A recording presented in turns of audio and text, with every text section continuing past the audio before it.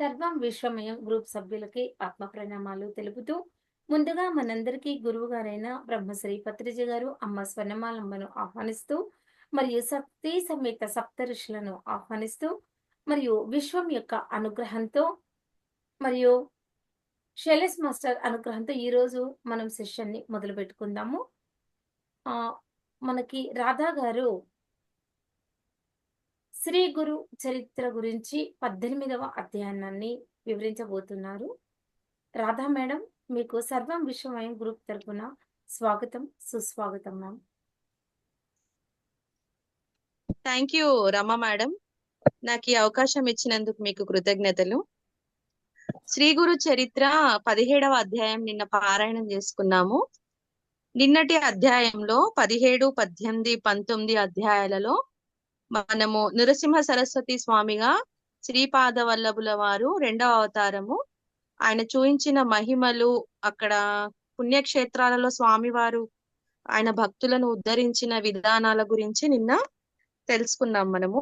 అందులో భాగంగా స్వామివారు ఏం చెప్పారంటే, మనకి ఇష్టదైవం అనుగ్రహం ఉన్నా గాని ఆ ఇష్టదైవం అనుగ్రహముతో విక్షేప దోష నివృత్తి కోసమే అంట. అంటే అది కొంతవరకే మనకు మనం ఆత్మ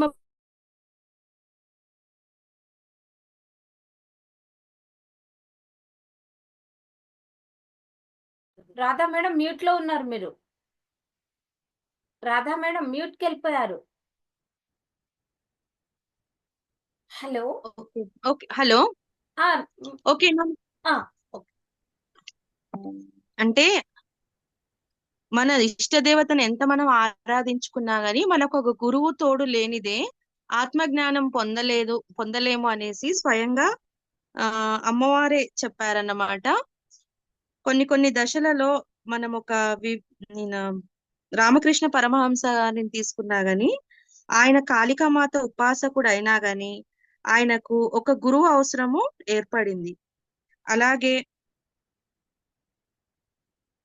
సప్త శృంగేరి దేవి కాకాజీ తోటి చిన్న కృష్ణ అనే భక్తుడు మహావిష్ణువు ద్వారా, అంటే సాయిబాబాను ఆశ్రయించమని స్వామివారు చెప్పడము. అంటే ప్రతి ఒక్క ఇష్టదైవం గాని మనం ఆరాధించే దేవతలు మనము తప్పకుండా గురువుని ఆశ్రయించితేనే ఆత్మజ్ఞానాన్ని పొందగలుగుతాము. గురువే కదా మనకు భగవత్ సాక్షాత్కారాన్ని కలిగించేది అని ఈ 17వ అధ్యాయంలో మనము తెలుసుకున్నాము. అందులో మనకి ఒక కరవీరాపురంలో ఒక బ్రాహ్మణుడు గురించి ఒక స్టోరీ వచ్చిందండి.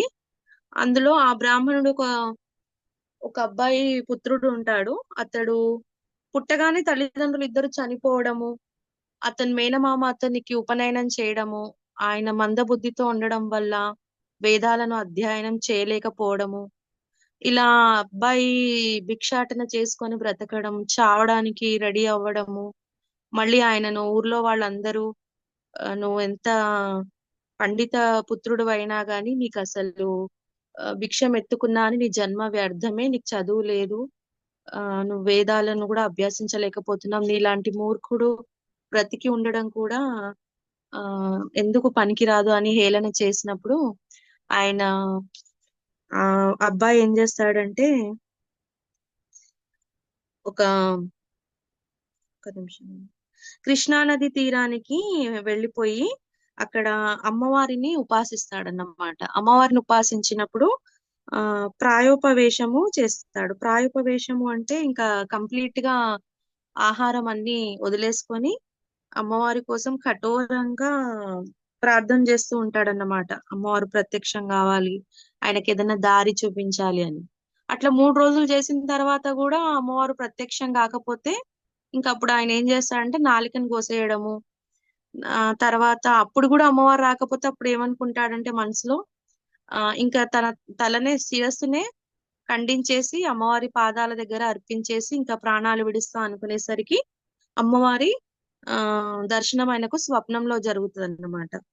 అలా జరిగిన తర్వాత అమ్మవారే స్వయంగా శ్రీ గురుని దర్శించమని, ఆయన అనుగ్రహం పొందమని చెప్పడం ద్వారా అతడు మళ్ళీ స్వామివారి దగ్గరకు వచ్చి స్వామివారి చేతి స్పర్శ ద్వారా అతను వేదాలను హృదయంలో ఏమంటారు అభ్యాసనం చేసుకుంటాడు, వేదాంగ పండితుడు అవుతాడన్నమాట. ఈ విధంగా స్వామివారి మహిమ 17వ అధ్యాయంలో మనం అంటే ఏ దైవం అయినా గాని గురువు అనుగ్రహం లేనిదే ఆత్మజ్ఞానం పొందలేరు అనేది నిన్నటి అధ్యాయం ద్వారా తెలుసుకున్నాము. ఇప్పుడు మనము దీని కంటిన్యూయేషన్ అండి.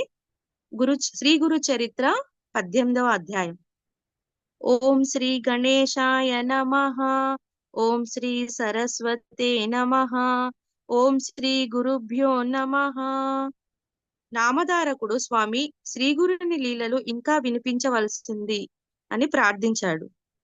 మళ్ళా నామధారకుడు సిద్ధయోగి స్వామిని అడుగుతున్నాడు, నాకు ఇంకా స్వామివారి లీలలు చెప్పండి అని అడుగుతున్నాడు. అప్పుడు సిద్ధయోగి ఇలా చెప్పాడు, నాయన, అంతవరకు గుప్తంగా ఉన్న శ్రీగురుని మహిమ ఈ లీలల వల్ల లోకానికి వెల్లడైంది. ఇక శ్రీగురుడు తమ గుప్త జీవితం విడిచిపెట్టి లోక ప్రసిద్ధుడై అచ్చటి నుండి వరుణ సంగమం చేరి అక్కడి నుండి కృష్ణా తీరంలోనున్న తీర్థాలలో స్నానం చేస్తూ కృష్ణ పంచనది సంగమానికి వెళ్లి అక్కడ 12 సంవత్సరాలు నివసించారు.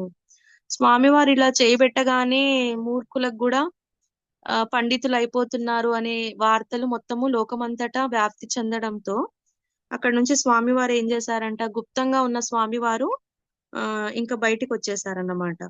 అలా బయటికి వచ్చేసి ఆయన ఎక్కడికి వెళ్ళారంట, వరుణ సంగమంకి వెళ్ళారంట. అక్కడ కృష్ణా నది తీరంలో స్నానం చేసి అక్కడ 12 సంవత్సరాలు అక్కడే ఉండసాగారంట.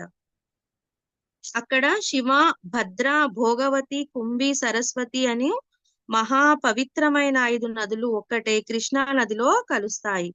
స్వామివారు అక్కడికి వెళ్ళారు కదా, అక్కడ ఎన్ని నదులు ఉన్నాయి? శివ, భద్ర, భోగవతి, కుంభి, సరస్వతి. ఈ నదులన్నీ అక్కడ కలిసి పవిత్రమైన పుణ్యతీర్థం ఏర్పడిందన్నమాట.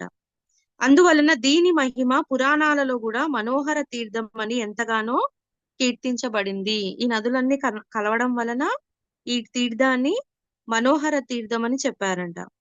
అక్కడ ఎన్నో తీర్థాలు ఉన్నాయి. అక్కడి నుండి తూర్పు అమరపురం అనే గ్రామంలో అమరేశ్వరుడు, ఆయన సన్నిధిలో 64 మంది యోగినులు నివసిస్తున్నారు.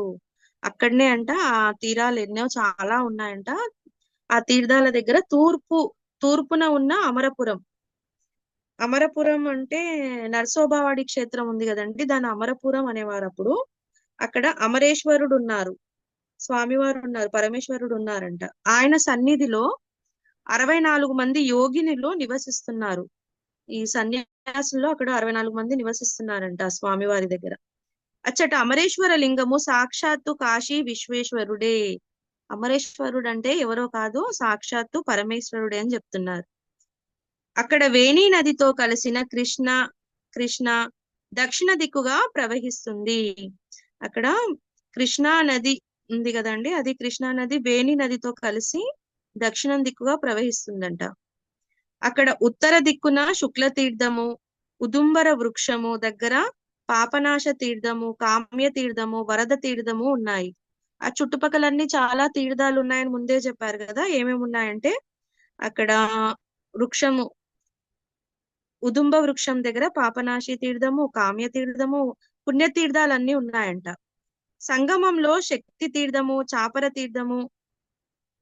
చామర తీర్థము, కోటి తీర్థము ఉన్నాయి. సంగమం దగ్గరనంట 3 తీర్థాలు కలిసి ఉన్నాయంట. అవన్నీ అపారమైన మహిమ గలవే. అవన్నీ కూడా చాలా మహిమానిత్వమైనయంట. అచ్చట కృష్ణ పంచగంగలో స్నానం చేస్తే సర్వ కార్యాలు నెరవేరుతాయి. మనం అనుకునేవన్నీ నెరవేరుతాయంట అక్కడ గంగలో స్నానం చేస్తే. అవి గొప్ప తీర్థక్షేత్రము, దాని దర్శనం చేతనే అభిష్టాలు నెరవేరుతున్నాయి. అక్కడ ఉన్న వాళ్ళందరూ అక్కడికి వెళ్ళి ఆ తీర్థాలలో స్నానం చేయగానే వాళ్లకు ఉన్న కోరికలన్నీ నెరవేరుతున్నాయంట. అచ్చట మేడి చెట్టు సాక్షాత్తు కల్పవృక్షము. ఆ క్షేత్ర మహిమను వెల్లడి చేయడానికి శ్రీగురుడు అక్కడ అనంతకాలము నివసించారు. స్వామివారు అక్కడ ముందే చెప్పారు కదా 12 సంవత్సరాలు ఉన్నారని. అక్కడ చెట్టు కూడా సాక్షాత్తు కల్పవృక్షమేనంట. ఆ క్షేత్ర మహిమను తెలియడానికనే స్వామివారు అక్కడ అంతకాలం ఉన్నారంట. శ్రీ నృసింహ సరస్వతి ప్రతిరోజు భిక్షకు అమరాపురానికి వెళ్తూ ఉండేవారు. స్వామివారు ఎక్కడికి వెళ్తున్నారు? ప్రతిరోజు అమరా అమరాపురం అంటే అదే నరసోబావాడి క్షేత్రం, అక్కడ ఆ గ్రామానికి వెళ్తున్నారంట భిక్షాటన చేయడానికి. ఆ గ్రామంలో ఒక నిరుపేద బ్రాహ్మణుడు ఉండేవాడు. ఇక్కడ ఈ అధ్యాయంలో ఇంకొక స్టోరీ కనెక్ట్ అవుతుందండి మనకి. ఆ స్వామివారు భిక్షకి వెళ్ళేటప్పుడు అక్కడ ఒక నిరుపేద బ్రాహ్మణుడు ఉన్నాడంట ఆ గ్రామంలో. అతడు పరమ సాత్వికుడు, కేవలం యయావార వృత్తిలో జీవిస్తూ ఉండేవాడు. ఇతడు సాత్వికుడు అంట, అంటే ఉత్తమ పురుషుడు అన్నట్టు. ఎలా ఉంటాడంటే ఆ వీళ్ళు ఎక్కువగా ఏమంటారు, నాన్ వెజ్ అలాంటివి తినకుండా సాత్వికంగా ఉంటారన్నమాట. బ్రాహ్మణుడు కదండి, సో సాత్వికంగా ఉంటారు. అయితే సాత్విక ఈయన ఆహారం, సాత్విక ఆహారం. సాత్విక ఆహారం తీసుకుంటూ మధ్యతరగతి వాళ్ళు అన్నమాట, చాలా పేదవాళ్ళు అన్నమాట. ఉమ్, ఉమ్, మధ్యతరగతి కూడా కాదు, చాలా పేదవాళ్ళు. ఓకే. ఈయన వృత్తి ఎలాంటిదంటే ఈయన కిరాణా షాప్ లాగా యయావార వృత్తి, అంటే బియ్యము సరుకులు అమ్ముకొని జీవిస్తూ ఉండేవాడు అన్నమాట. అతనికి ఒక కుమారుడు ఒక కుమార్తె ఉన్నారు. ఇతనికి నలుగురు ఇంట్లో ఇంకా నలుగురండి, వీళ్ళు భార్య, అతను, ఒక కొడుకు, ఒక కూతురు, నలుగురు ఉన్నారంట. అతడి ఇంటి ముందు తమ్మపాదు ఒకటి ఉండేది. తమ్మపాదు చెట్టు ఒకటి ఉందంట అతని ఇంటి ముందు. అతనికి గ్రామంలో గింజలు లభించినప్పుడు ఆ కుటుంబము ఆ కూర వండుకొని తినేవారు.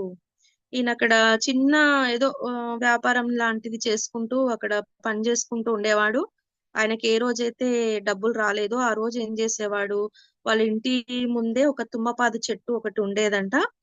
ఆ ఆ చెట్టులోని గింజలు అవి ఎలా ఉంటాయంటే మన చిక్కుడు గింజలు ఉంటాయి చూడండి, చిక్కుడుగాయ చెట్టు ఎలా ఉంటుందో అలా ఉంటాయి, పొడుగ్గా ఉంటాయి అన్నమాట తుమ్మ గింజలు అంటే. సో అది తీసుకొని దాన్ని కర్రీలా వండుకొని తినేవాడంట. అయినప్పటికీ ఆ బ్రాహ్మణుడు పంచయజ్ఞలు సక్రమంగా నిర్వర్తిస్తూ అతిథులను తమ శక్తిని అనుసరించి సేవిస్తూ ఉండేవాడు. ఆయన ఎంత పేదరికంలో ఉన్నా గాని ఆయన ఆచార వ్యవహారాలన్నీ సక్రమంగా నిర్వర్తిస్తున్నాడంట. మళ్ళీ ఇంటికి వచ్చిన అతిథులను కూడా ఆయన శక్తిని అనుసరించి, ఆయనకి ఎంతైతే శక్తి ఉందో ఆ శక్తి ప్రకారంగా వాళ్ళకి సేవించుకుంటూ ఉండేవాడు, అతిథి మర్యాదలు చేసేవాడంట, అంటే భోజనం పెట్టేవాడు. ఒక రోజు శ్రీగురుడు అతని ఇంటికి భిక్షకు వెళ్ళాడు. ఒక రోజు ఏమైందంట, స్వామివారు భిక్షాటన చేస్తూ చేస్తూ అతని ఇంటికి వెళ్ళారంట. ఆ బ్రాహ్మణుడు స్వామిని ఆహ్వానించి పూజించాడు. ఆ రోజు ధాన్యం లభించకపోవడం వలన వారు తమ ఇంటి ముందున్న తమ్మకాయలు కోసి వండి స్వామికి దానిని సమర్పించారు. ఏం జరిగిందంట, ఆ రోజు స్వామివారు భిక్షాటన కోసం తిరుగుతూ తిరుగుతూ అక్కడ బ్రాహ్మణుడి ఇంటికి వెళ్ళేసరికి ఆయనకు ఆ రోజు అసలు ఏ డబ్బులు చేతిలో ఏది లేదంట. లేకపోవడంతో అప్పుడప్పుడు అతను ఏం ఆలోచన చేశాడంటే ఇంటి ముందున్న తమ్మకాయలు కోసి వండి దానినే స్వామి వారికి భిక్ష భోజనం రూపంలో సమర్పించుకున్నారంట. తర్వాత స్వామి వారింట్లోనే కొద్దిసేపు విశ్రాంతి తీసుకుని, మీ ఆతిథ్యానికి మేమెంతో సంతోషించాము, నేటితో మీ దారిద్రము తీరిపోయింది అని చెప్పి దిండుగా కాచిన ఆ పాదుకుని పీకివేసి దాని కొమ్మలను త్రుంచి వేస్తూ త్వరగా వెళ్ళిపోయారు. స్వామి వారు ఏం చేశారు, వాళ్ళ ఇంట్లో భోజనం చేశారు. చేసిన తర్వాత కొద్దిసేపు అక్కడే విశ్రాంతి తీసుకున్నారు. తీసుకున్నాక స్వామివారు ఏం చెప్తున్నారు, మీరు ఇలా నాకు ఆతిథ్యం ఇచ్చారు కదా, నాకు ఎంతో చాలా సంతోషంగా ఉంది, ఈ రోజు నుంచి మీ దరిద్రం ఇంకా తీరిపోయింది అని చెప్పేసి ఆ ఇంటికి ఎదురుగా ఏదైతే చెట్టు ఉంది కదా అది నిండుగా ఉందంట. ఆ స్వామివారు ఆ చెట్టు పాదుకును మొత్తం వేర్లతో సహా ఆ చెట్టును మొత్తం పీకేశారంట. దాని కొమ్మలను కూడా త్రుంచేస్తూ త్వరగా అక్కడి నుంచి వెళ్ళిపోయారంట. మొత్తం ఆ చెట్టునంతా ఊడబీకేశారంట స్వామివారు. అది చూచి ఆ ఇల్లాలు ఎంతో దుఃఖించి, అయ్యో స్వామికి ఈ రోజు మనం చేసిన అపరాధం ఏమిటి, మనకు జీవనాధారమైన ఈ పాదును పీకివేశారే, మనం జీవించేది ఎలా అని బాధపడుతుంది. ఏమైంది, అక్కడ స్వామివారి చెట్టుని ఊడబికేసి ఇంక అక్కడి నుంచి వెళ్ళిపోయేసరికి ఇదంతా ఆ ఇంటి ఇల్లాలు చూసి బాధపడుతుందంట. ఎందుకంటే వాళ్ళకి ఏ రోజైతే ధాన్యం లభించదో, ఏ రోజైతే వాళ్ళకి డబ్బులు దొరకవో ఆ రోజు ఆ ఇంటి ఎదురుగా ఉన్న చెట్టువి ఆ కాయలు కోసుకొని వంట చేసుకొని తినడం వాళ్ళకి అలవాటైపోయింది. అసలు మనం చేసిన పాపం ఏంటి, ఆ చెట్టు కూర పెట్టి స్వామివారిని సేవించాం కదా, అది ఆయనకి ఆతిథ్యం ఇచ్చాం కదా, భోజనం పెట్టాం కదా, అక్కడ ఏమైనా పొరపాటు జరిగిందా, స్వామివారు ఎందుకు ఇలా చేశారు అనేసి ఆమె ఏడుస్తుందంట. ఆ మొత్తం చెట్టునే తీసేశారు కదా, మనం ఎలా జీవిస్తాము అని బాధపడుతుందంట. అప్పుడు ఆ బ్రాహ్మణుడు, సర్వము ఈశ్వరేచ్ఛ, ఈశ్వరేచ్ఛ వలనే మన ప్రారబ్ధం అనుసరించి జరుగుతుంది. చీమల దగ్గర నుండి సర్వజీవులకు ఆయువు ఆహారము ప్రసాదిస్తాడే గాని ఆయన మనకెందుకు కీడు చేస్తారు? ఏం చెప్తున్నాడు ఈ బ్రాహ్మణుడు? సర్వము దేవుడి అనుగ్రహం వల్లనే జరుగుతాయి, ఏది జరిగినా గాని. మన చీమల దగ్గర నుంచి సర్వ జీవులకు మనకి ఆహారాన్ని ఇచ్చేది సాక్షాత్తు పరమేశ్వరుడే కదా. మనకి ఎందుకు ఆయన కీటు చేస్తాడు అనేసి భార్యను ఓదారుస్తున్నాడంట. ఏదైనా మన కర్మను అనుసరించి జరుగుతుంది, నీవు బాధపడవద్దు అని ఆమెను ఓదార్చి దానిని తిరిగి నాటాలని ఆ పాదు మొదట్లో త్రవ్వారు. ఏం చేసిండ్రు? మన కర్మ అది, మన కర్మానుసారమే జరిగింది. స్వామివారు మనకెందుకు అలా కీడు చేస్తారు, నువ్వేం బాధపడకు, తిరిగి మళ్ళీ దాన్ని నాటుదాము అనేసి దాన్ని మొదట్లో తవ్వారంట. గడ్డపారకు ఒక లోహ పాత్ర తగిలిన శబ్దం వచ్చింది. వాళ్ళు త్రవ్వడం స్టార్ట్ చేయగానే గడ్డపార తీసుకొని ఆ చెట్టు మొదల్లో తవ్వగానే వాళ్ళకు ఒక లోహ పాత్ర, ఒక శబ్దం వచ్చిందంట, ఒక ఇనుప పాత్ర తగిలినట్టుగా. అక్కడ త్రవ్వి చూడగా ఒక రాగి బిందె నిండుగా బంగారు నాణాలున్నాయి. తీరా తవ్వి చూసేసరికి ఏముందంట? లంక బిందెలు దొరికాయంట. నిండుగా బంగారు ఆభరణాలతో ఉన్నాయంట, నాణాలు ఉన్నాయంట. అతడెంతో సంతోషంతో దానిని తన భార్యకు చూపించి, చూసావా స్వామి ఈ లతను పీకివేయడం వల్లనే ఈ నిధి మనకు దొరికింది. స్వామి దీనిని తీసేయడం వల్లనే మనకి ఇక్కడ లంక బిందెలు దొరికాయి. చూసావా, మనకు మంచి జరిగింది. వచ్చిన ఆయన ఎవరో కాదు, సాక్షాత్తు పరమేశ్వరుడే అని భార్యకు చూపిస్తున్నాడంట. వెంటనే ఆ దంపతులు శ్రీగురుని దర్శించి ఆ వృత్తాంతము ఆయనకు విన్నవించారు. వీళ్ళు ఇంకా పరుగున స్వామివారి దగ్గరికి వెళ్ళిపోయారన్నమాట. భార్యాభర్తలు వెళ్ళిపోయి ఇక్కడ జరిగిన స్టోరీ అంతా చెప్పారంట. అప్పుడు శ్రీగురుడు, నాయనా, నీవి విషయము ఎవరికీ చెప్పవద్దు, చెబితే సంపద నశిస్తుంది. స్వధర్మాన్ని అనుసరిస్తూ భోగభాగ్యాలను అనుభవించి తర్వాత నిరామయుక్తులై ముక్తి పొందుతారు అని దీవించి పంపారు. అప్పుడు స్వామివారు ఏం చెప్పారంట? చూడు నాయన, ఇక్కడ జరిగిన విషయాన్ని నువ్వెవరికి చెప్పకు, చెప్తే మళ్ళీ నీ సంపద అంతా వెళ్ళిపోతుంది. నువ్వు ధర్మాన్ని ఆచరించు, భోగభాగ్యాలను అనుభవించు. ఇప్పటి వరకు దరిద్రంలో ఉన్నాడు కదా, సో నువ్వు భోగభాగ్యాలను అనుభవించు. నిరామయుక్తులై ముక్తి పొందుతారు, ఎలాంటి ఆడంబరాలకు లోను కాకుండా మీరు సాత్వికులుగా ఉండే ముక్తిని పొందుతారు అని దీవించి అక్కడి నుంచి పంపించారంట. దీనితో మనకు 17వ అధ్యాయము కంప్లీట్. రమా మేడం 18వ అధ్యాయం కంప్లీట్ అండి. 19 చెప్పమంటారా? మేడం, కంటిన్యూషన్ చెప్పాలా 19? 19 మనం రేపు చెప్పుకుందాం మ్యామ్. 19 ఓకే, రేపు చెప్పుకుందాం. దీనితో 18వ అధ్యాయము సమాప్తం. శ్రీ దత్తాయ గురవే నమః. ఓం శ్రీ శ్రీపాద శ్రీ వల్లభాయ నమః. శ్రీ నృసింహ సరస్వతే నమః. లోకా సమస్తా సుఖినో భవంతు, సర్వే జనా సుఖినో భవంతు. ఓం శాంతి శాంతి శాంతి. జై గురుదత్త. చాలా బాగుంది మ్యామ్, బాగా చెప్పారు. ఏ విధంగా భగవంతుడు వచ్చి సహాయం చేస్తాడు నమ్ముకుంటే అనేది ఆ బ్రాహ్మణ కుటుంబం ద్వారా తెలిసింది, ఆ బ్రాహ్మణుడి ద్వారా. చాలా బాగుంది.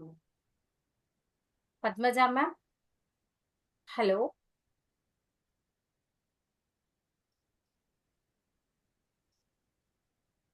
మ్యామ్, సెషన్ ఎండ్ చేసుకుందామా? Okay madam. రోజు ఇదే సమయానికి, అంటే సాయంత్రం 8 నుండి 9 గంటల వరకు సెషన్ స్టార్ట్ అవుతుంది. ఇది ఇక్కడ స్టార్ట్ చేద్దాము.